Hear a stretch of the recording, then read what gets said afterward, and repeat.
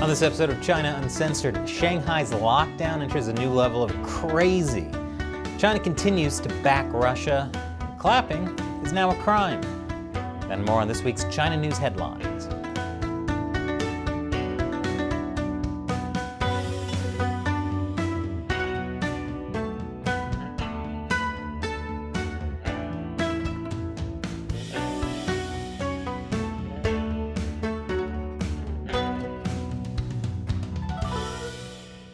Welcome to China Uncensored, I'm Chris Chappell. Communism is a mental illness. You give up all your individual rights and freedoms to an authoritarian government in the name of equality. And guess what? The authoritarian government does not actually care about you. Look no further than the Shanghai COVID lockdown. Nothing says this lockdown is for your health like a guy in a hazmat suit with a gun. You see, the Chinese Communist Party demands a zero COVID policy. That's not possible at this point, but it doesn't matter. Policy is disconnected from reality. So many local officials who fear losing their jobs do insane things to appease the Communist Party. Things that usually aren't too nice for the people, like locking down an entire city. And this is not about keeping people healthy. Look at this footage showing people crammed in a Shanghai quarantine center. 是反复交叉感染，厕所没有水，大小便一塌糊涂，没地方洗脸，一颗药都不发，到现在3天了。 How do the people of Shanghai deal with this insanity? Well, people are starting to rise up. Friend of the show, LaoY86, did a great video about that last week. Check it out. And others are using humor. Here's a Shanghai health official from March 2020 recommending that safety come before freedom. 道路千万条，安全第一条，控制灵魂对自由的渴望。 After that, control your soul's desire for freedom became something of a meme in China. And now, 2 years later, Shanghai is in a complete lockdown. So as Shanghai residents took to their balconies to sing and protest the lack of supplies, a drone showed up and said this. 9名家园的居民朋友们，在疫情封控期间，请严格遵守市政府相关防疫规定，控制灵魂对自由的渴望，不要开窗歌唱，此行为有疫情传。 Maybe Chinese officials were trying to be lighthearted and funny, but it hits different when you're literally talking to people imprisoned in their own apartments. Please, control your soul's desire to open the window. Thank you for cooperating. And there are a couple more things the Chinese regime would like you to control your desire for as well, like your spouse. Here's an actual strategy being used in the name of zero COVID. 从今晚上开始，夫妻必须分床睡，分开吃饭，不允许亲嘴，不允许搂抱。希望大家遵守一点，坚持一点，谢谢配合。 Please, control your soul's desire for hugs or any type of human comfort. Thank you for cooperating. Although this is crazy, it's also not really surprising. Because control your soul's desire for freedom is kind of the trademark of communism. Meanwhile, my favorite Chinese state-run media, the Global Times, is now claiming COVID is spreading from clothing made in South Korea. I'm sure that's totally based on science and not an attempt to put economic pressure on South Korea following the election of their new president who ran on a tough-on-China platform. The Chinese Communist Party's zero COVID policy is doing way more than just making life miserable for the people of Shanghai. This will have serious consequences for us around the world. Shanghai has the world's largest container port. It has so far stayed in operation 24 hours a day inside a closed-loop bubble, which requires workers to stay on site all the time. So don't worry, the global supply chain hasn't been crippled yet, thanks to the Communist Party's decision to essentially resort to forced labor. Marx would be so proud.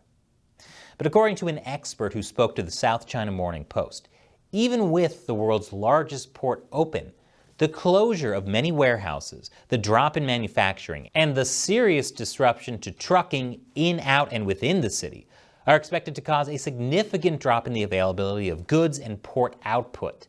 Meanwhile, Chinese state-run media are starting to run multiple articles about how there's totally no backlog at the Shanghai port, everything is great. Which of course means that the congestion at the port is at an all-time high. Remember, you know it's true when the Chinese Communist Party denies it. Even though the zero COVID policy may sound crazy to you, it's actually America who has handled COVID badly. Here's Chinese state-run CCTV for more. 美国约翰斯霍普金斯大学发布的统计数据显示，截至北京时间今天16点，美国累计确诊病例超过8149万，死亡病例超过99.71万例。美国4号报告的单日新增确诊病例达到134万9千例，报告单日新增死亡病例15478例。Oh my goodness, so over 1 million confirmed cases in just a single day? That's insane. Why aren't we hearing about that in America? Well, because it's not true. Johns Hopkins University's COVID database had a glitch that accidentally counted all of Kentucky's cases for the entire pandemic as suddenly being from one day. The actual numbers for April 5th were just over 30,000 new cases and less than 500 deaths. Chinese state-run media made a mistake. Apparently no one bothered to fact-check that at state-run CCTV because it fit their pre-existing narrative that the U.S. is a COVID-filled wasteland. But lots of Chinese netizens started making fun of them, so CCTV begrudgingly admitted that Johns Hopkins made a mistake, but didn't admit they did as well. And after the break, the Chinese Communist Party still goes to bat for Russia. Welcome back. This week, the world was horrified by these satellite images, showing civilian bodies strewn on the street of the town of Bucha in Ukraine. After Russian forces were expelled from the city, bodies were found, tied up, shot, and left to rot.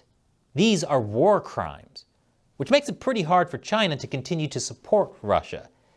Chinese state-run companies like Sinopec have already been forced to stop investment in Russia because of sanctions. But tying up and shooting civilians, that's kind of hard to defend. The Chinese Communist Party would know they've had a pretty long history of doing that. That's why China's foreign ministry has called for a probe, but assigned no blame. Assigned no blame. Civilians were executed. Figuring out who to blame isn't rocket science. But from their perspective, there can be two sides to every story. Russia says they totally didn't execute innocent civilians.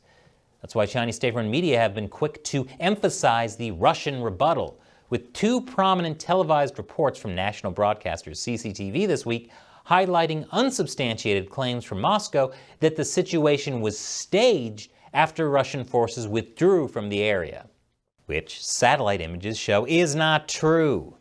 But while Chinese state-run media is spreading misinformation, one Chinese YouTuber has been telling the truth, and YouTube is punishing him for it. YouTube has suspended the account of a Chinese vlogger who talked about his life in Ukraine. We talked about the YouTuber Wang Jixian in this episode a couple of weeks ago. On his channel, Wang talked about his opposition to Russia's invasion, and for that he got death threats from Chinese nationalists and censorship from YouTube. YouTube told Wang that his account was suspended over a March 28th video that was flagged for violent content.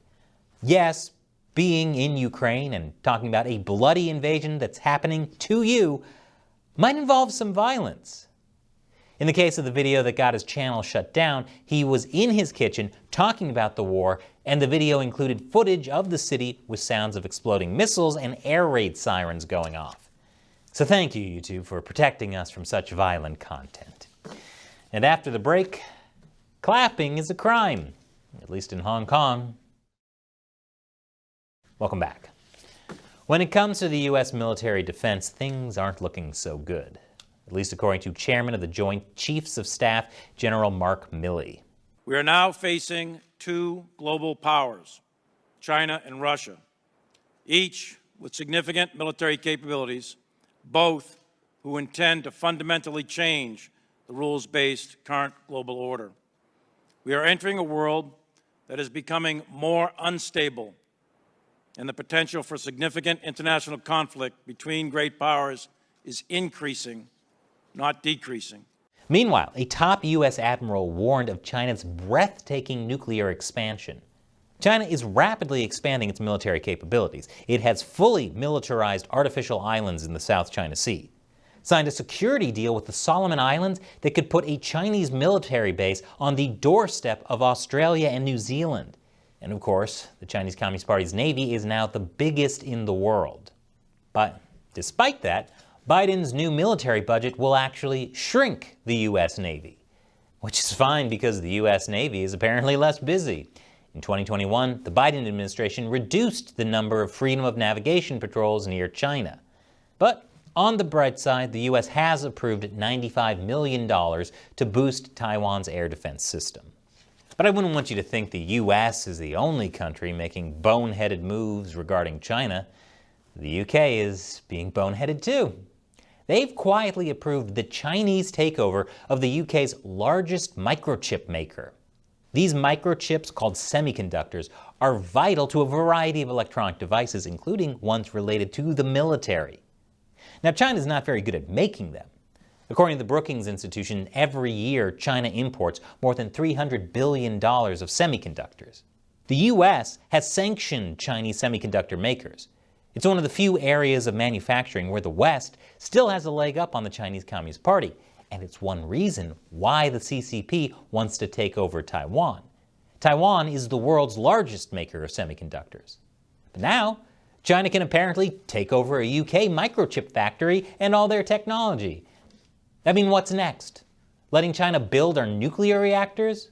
Oh wait, yes, the UK is letting China do that too. So if you're American, you can feel good, because at least we're not as boneheaded as the UK. But you know who is actually doing something smart when it comes to China? Australia. Australia approved a $2.6 billion missile upgrade to counter China. The plan will significantly increase the range of missiles on Australia's warships and warplanes. Australia also expelled a Chinese millionaire from Australia over foreign interference. Among the many things he was accused of by Australia's spy agency, here's a crazy one.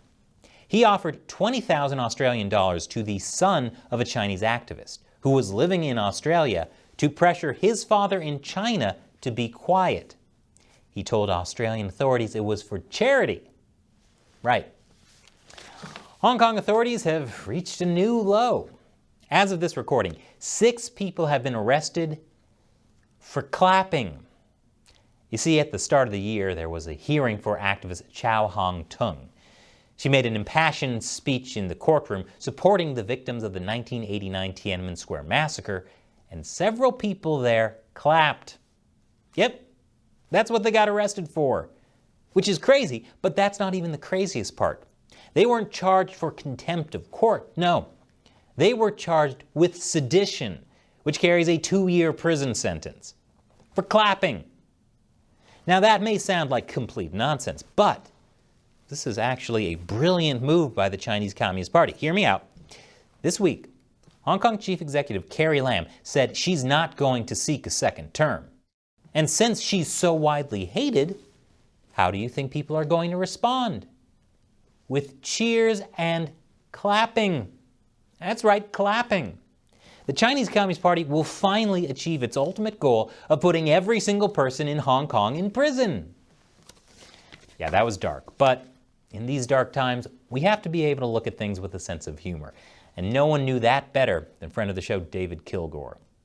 David Kilgore was the former Canadian Secretary of State for Asia and the Pacific, a former Parliament member, and a criminal prosecutor for almost 10 years. David passed away this week at the age of 81 from a rare lung disease.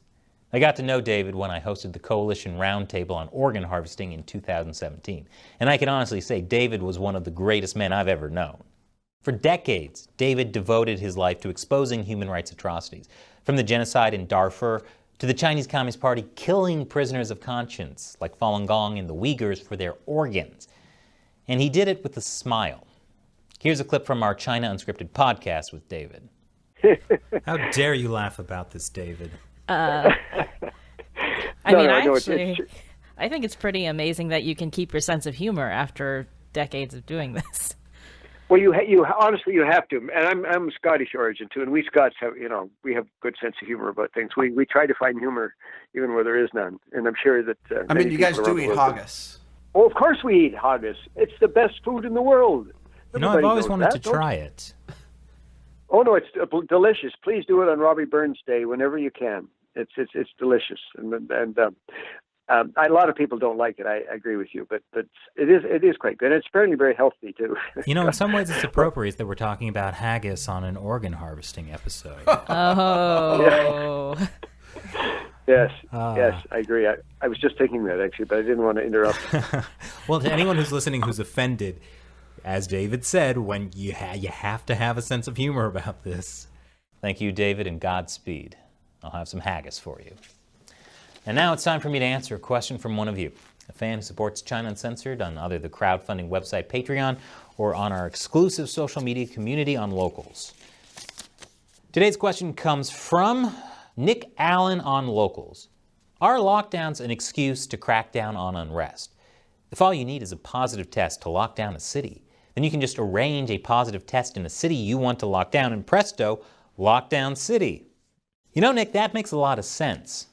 But the problem is, China's zero COVID policy doesn't make sense. It's completely illogical. Take the case of Shanghai.